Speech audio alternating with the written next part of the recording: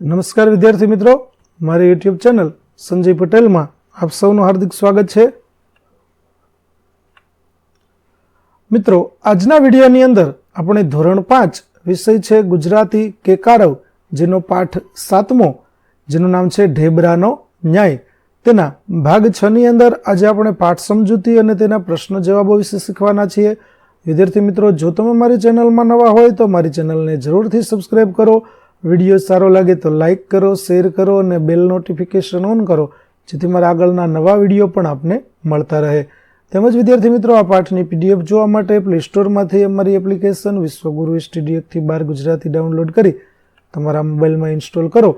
જે તમે શરૂ કરશો તો તમને આ પ્રકારે જોવા મળશે, જેમાં બધા ધોરણની અંદર તમને ધોરણ બતાવશે. ધોરણ પસંદ કરશો એટલે વિષય બતાવશે, વિષય પસંદ કરશો એટલે પાઠનું નામ બતાવશે. જેમાં વિડીયો ઉપર ક્લિક કરશો તો વિડીયો જોવા મળશે અને PDF ઉપર ક્લિક કરશો તો તમને PDF જોવા મળશે. તો આશા રાખું છું અમારી એપ્લિકેશન આપ સૌને ગમશે. જરૂર ડાઉનલોડ કરજો, જે એકદમ ફ્રી છે. કોઈ પણ પ્રકારના ચાર્જ વગર તમે વિડીયો અને PDF જોઈ શકશો. તો ચાલો મિત્રો, હવે આપણે શરૂ કરીએ પાઠ 7મો, ભાગ 6. વાદળી રંગથી રંગેલા શબ્દ વાક્યમાં સાચી રીતે વપરાયા હોય તો વાહ અને ખોટી રીતે વપરાયા હોય તો આહ લખી પછી આખું વાક્ય બોલો. પેલું, નીરજ આઈસ્ક્રીમ લેવા બજારમાં ગયો પણ દુકાન બંધ હતી માટે પાછો આવ્યો તો વાહ. બીજું, આકાશમાં પુષ્કળ વાદળા હતા તો પણ રાત પડી ગઈ હોય તેવું અંધારું દેખાતું હતું તે આહ ખોટું છે. ત્રીજું, હું દર રવિવારે સાંજે કંઈક નવું કામ શીખવું અથવા બગીચામાં રમવા જવું તો વાહ. ચોથું, ઘરમાં કશું જ કામ નહોતું તેથી તૃષાલી મારા જન્મદિવસની પાર્ટીમાં આવી નહીં તો ખોટું છે માટે આહ. પાંચમું, ચક્ષુ આજે શાળામાંથી વહેલી રજા લઈને ઘરે ગઈ છતાં તેને લગ્નમાં જવાનું હતું તો આહ. છઠ્ઠું, આયુષે કહ્યું કે તેને કબડ્ડી રમવું ગમે છે તો પણ સાહેબે તેને ખોખોની ટીમમાં રાખ્યો તો વાહ. સાતમું, નિયતિએ મને પોતાના ઘરે આવવાનું આમંત્રણ આપેલું એટલે મારાથી જઈ શકાયું નહીં આહ. આઠમું, મોહિત પાસે 2 બોલપેન હતી કેમ કે તેણે જાનકીની બોલપેનથી પેપર લખ્યું તો આહ. નવમું, નંદાને પીળો રંગ ગમતો નથી એટલે એ કદી પીળા રંગના કપડાં ખરીદતી નથી તો સાચું છે માટે આપણે વાહ લખીશું. ત્યાર પછી પ્રવૃત્તિ કરતા તમને કેટલો સમય લાગશે તે મિનિટ તમારા શિક્ષક સમય જોશે. પ્રવૃત્તિ પૂરી થયા પછી ચકાસો કે તમારો અંદાજ સાચો પડ્યો કે નહીં. કૌંસમાંથી શબ્દ પસંદ કરી ખાલી જગ્યા પૂરો. પેલું, શાળામાં ફિલ્મનું ગીત ગવાય ખરું પણ પ્રાર્થના તરીકે નહીં. બીજું, કાગડો કાં કાં બોલતો હોય છે તેથી તેનો રંગ કાળો હોતો હશે. ત્રીજું, હું રાત્રે વહેલા ઊંઘી જાઉં છું કારણ કે મને રોજ વહેલી સવારે ઉઠીને યોગ કરવા બહુ ગમે છે. ચોથું, મેં તને કીધેલું જ છે કે આપણે 2 ભેગા મળીને પ્રવૃત્તિ લખીશું, છતાં તારે જાતે જ લખવી હોય તો પછી તારી મરજી. પાંચમું, રોજ 2 કિમી ચાલવું જોઈએ અથવા 1 કલાક કસરત કરવી જોઈએ. છઠ્ઠું, મેં નવું કેલેન્ડર લીધું અને ખીલી પર ટીંગાડ્યું. ત્યાર પછી બગીચા વિશે 6 થી 8 વાક્ય લખો. આ સૂચના વાંચીને જય, જયા અને જયંતે નીચે પ્રમાણે જવાબ લખ્યા તે તપાસીને શિક્ષકે તેમને 10 માંથી ગુણ આપ્યા. ગુણ આપતી વખતે શિક્ષકે 4 મુદ્દા ધ્યાનમાં લીધા: વિષયની વિગતો, વાક્યોની લંબાઈ, સરસ શબ્દોનો ઉપયોગ અને અનોખું લખાણ. તો જુઓ વિદ્યાર્થી મિત્રો, જેમાં જયને 1 ગુણ મળ્યો છે, જયાને 4 ગુણ મળ્યા અને જયંતને 7 ગુણ મળ્યા છે. આ પ્રકારે ત્રણેય લખ્યું છે અને જે પ્રમાણે લખાણ કર્યું છે તે લખાણને આધારે ગુણ આપવામાં આવ્યા છે. તો ચાલો હવે જંગલ વિશે 6 થી 8 વાક્ય લખો. ધોરણ 6 થી 8 ના તમારા કોઈ મિત્રને કહો કે તમારો ફકરો તપાસે અને તેને 10 માંથી ગુણ આપે. તો જંગલ અમારા ગામની નદીને પેલે પાર આવેલું છે. તેમાં ઘણા બધા ઘટાદાર વૃક્ષો છે. જંગલમાં ઘણા પ્રાણીઓ અને પંખીઓ રહે છે. તેમાં જંગલી પ્રાણીઓ અને બીજા નાના પ્રાણીઓનો શિકાર કરી અને તેને પોતાનો ખોરાક બનાવે છે. જંગલમાં ઘણા પ્રાણીઓ અને પંખીઓ ઝાડને પોતાનું રહેઠાણ બનાવે છે. જંગલમાં ઝાડ ઘણા પ્રાણીઓ જીવજંતુઓની ઘણી જરૂરિયાતો પૂરી કરે છે. તો આ પ્રકારે ફકરો આપણે જંગલ વિશે લખી શકીએ. ત્યાર પછી તો તમે શું કરો કહો અને લખો. જેમ કે પેલું, તમને ખૂબ તીખું લાગ્યું છે પણ તમારી પાસે પાણી કે કશું ગળ્યું નથી તો જીભ બહાર કાઢીને શ્વાસ લઈશ અને લાળ પાડીશ જેથી તીખાશ દૂર થશે. બીજું, કચરો કાઢવો પડે તેમ છે પણ સાવરણી નથી તો કોઈ કપડાના ટુકડા વડે સફાઈ કરીશ.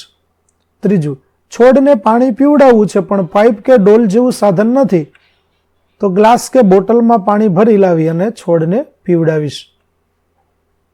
ત્યાર પછી મુશ્કેલીના ઉકેલ માટે ઘણા બધા વિચારો આપો.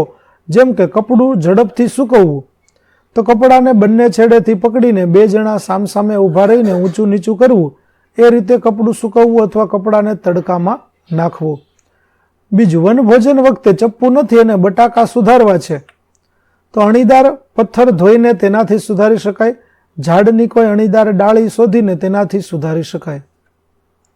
ત્યાર પછી તમને ગમતું પેન્ટ ઢીંચણ નીચેથી ફાટી ગયું છે તો તમે શું કરશો? તો ત્યાં બીજું કપડું મૂકીને સુંદર ડિઝાઇન બનાવી શકાય. ફાટી ગયું હોય ત્યાંથી દોરા કાઢીને ફેશન બનાવી શકાય. ફાટ્યું હોય ત્યાંથી બંને બાજુ કાપીને કેપરી બનાવી શકાય. ત્યાર પછી ઉનાળામાં રોડ પર જવું છે પણ ચપ્પલ નથી તો શું કરશો? તો કોઈ નકામી બોટલ હોય તો તેને દબાવીને કપડાના ટુકડા વડે પગ સાથે બાંધી દઈશ. ત્યાર પછી તમારા દાંતમાં ભાજીનો રેશો ભરાઈ ગયો છે તો શું કરશો? તો અણીદાર સોયનો ઉપયોગ કરીને કાઢીશ અથવા જીભની મદદથી એ રેસાને કાઢીશ. તમારી ઢીંગલી કે રમકડાની ગાડી તૂટી ગઈ છે તો શું કરશો?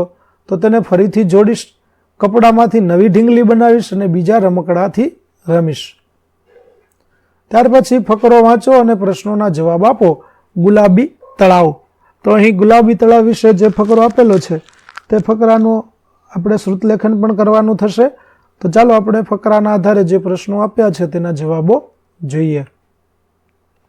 પ્રશ્ન 1, રેતબા તળાવ વિશે નવાઈ લાગે તેવું શું છે? તો રેતબા તળાવમાં 40% મીઠું છે. તે તળાવના પાણીનો રંગ એકદમ ગુલાબી છે. આ નવાઈ લાગે તેવું છે. બીજું, રેતબા તળાવનું પાણી પી શકાય કેમ? તો રેતબા તળાવનું પાણી પી શકાય નહીં કારણ કે તેમાં 40% મીઠું રહેલું છે. ત્રીજું, સેનેગલના લોકો મીઠું પકવવાનો ધંધો શા માટે કરતા હશે? ત્યાં બીજો કયો ધંધો વિકસ્યો હશે?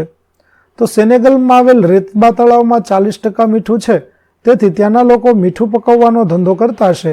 ત્યાં ઘણા પ્રવાસીઓ આવતા હોય છે તેથી ત્યાં પ્રવાસીઓને રહેવા જમવાની સગવડો, ખરીદીની વસ્તુઓની દુકાનોનો ધંધો વિકસ્યો હશે. ત્યાર પછી દુનિયામાં ગુલાબી પાણીવાળા તળાવ ક્યાં ક્યાં આવેલા છે? તો દુનિયામાં અમેરિકાના સેનેગલમાં રેતબા તળાવ અને ઓસ્ટ્રેલિયામાં હિલિયર તળાવ નામના ગુલાબી પાણીવાળા તળાવ આવેલા છે. પાંચમું, શું થાય તો આ તળાવનો ગુલાબી રંગ બદલાઈ જાય? તો આ તળાવમાં રહેલી ચોક્કસ પ્રકારની શેવાળ દૂર થાય તો આ તળાવનો ગુલાબી રંગ બદલાઈ જાય. ત્યાર પછી તમારી આસપાસના તળાવમાં કઈ કઈ વનસ્પતિ થાય છે? તો અમારી આસપાસના તળાવમાં લીલ, શેવાળ, પોયણા વગેરે વનસ્પતિ થાય છે. સાતમું, આ ફકરામાંથી સરખા અર્થવાળા શબ્દની જોડ શોધીને લખો. જેમ કે અજાયબ તો અદ્ભુત. ત્યાર પછી હસો. પંકજ, હેલો રાકેશ, આપણે કાલે સવારે બગીચામાં મળીએ. રાકેશ, ચોક્કસ. જો હું બગીચામાં પહેલો પહોંચીશ તો દરવાજા પર ખારાની નિશાની કરી દઈશ કે હું આવી ગયો છું. પંકજ, ભલે, પણ જો હું પહેલા પહોંચીશ તો એ લખેલું ભૂસી નાખીશ. હવે ચર્ચા કરો કે આમાં હસવું આવે એવું શું છે? તો હસવું આવે તેવી વાત એ છે વિદ્યાર્થી મિત્રો કે જો પંકજ પહેલા આવશે અને તે રાકેશ પહેલા આવશે ને તે નિશાની કરશે તો પંકજ તે ભૂસી નાખશે. તો ભૂસી નાખ્યા પછી ખબર નહીં પડે કે કોણ પહેલા આવ્યું હતું અથવા તો રાકેશ આવ્યો હતો કે નહીં. ત્યાર પછી લગભગ સરખા એટલે કે જે અઘરા શબ્દો હતા તે તો અંકુશમાં રાખવું એટલે કાબુમાં રાખવું, બદમાશી એટલે લુચ્ચાઈ, સફાઈ કરવી એટલે સ્વચ્છતા, ડાંગ એટલે લાંબી મજબૂત લાકડી, ચાબખા મારવા એટલે કોરડા મારવા, અદ્દલ ઇન્સાફ એટલે ખરો ન્યાય, દબદબામાં હોવું એટલે ઠાઠમાઠમાં હોવું, રોફમાં હોવું, ધડ કે માથું તો સમજ પડે એવો કંઈ આધાર કે પાયો, કોટવાલ તો કોટનો, શહેરનો કે ગામનો બંદોબસ્ત રાખનાર અમલદાર, કોટડીમાં પૂરવું એટલે કેદ કરવું અને શાણો એટલે ડાહ્યો. તો વિદ્યાર્થી મિત્રો અહીં આપણો પાઠ 7 ઢેબરાનો ન્યાય નો ભાગ 6 છે તે પૂરો થાય છે. આગળના પાઠનો વિડીયો મેળવવા માટે મારી ચેનલને જરૂરથી સબસ્ક્રાઈબ કરો તેમજ PDF જોવા માટે પ્લે સ્ટોરમાંથી અમારી એપ્લિકેશન વિશ્વગુરુ સ્ટડી 1-12 ગુજરાતી ડાઉનલોડ કરી તમારા મોબાઈલમાં ઇન્સ્ટોલ કરો, જેમાં આપને ધોરણ 5 તમામ વિષયના સ્વાધ્યાય સોલ્યુશન, સ્વાધ્યાય પોથી સોલ્યુશનના વિડીયો અને PDF મળી રહેશે, જે એકદમ ફ્રી છે. કોઈપણ પ્રકારના ચાર્જ વગર તમે વિડીયો અને PDF જોઈ શકશો. તો આશા રાખું છું આપને અમારી એપ્લિકેશન ગમશે. જરૂરથી ડાઉનલોડ કરજો. ફરી મળીશું આપણે નવા વિડીયો સાથે. ત્યાં સુધી આવજો.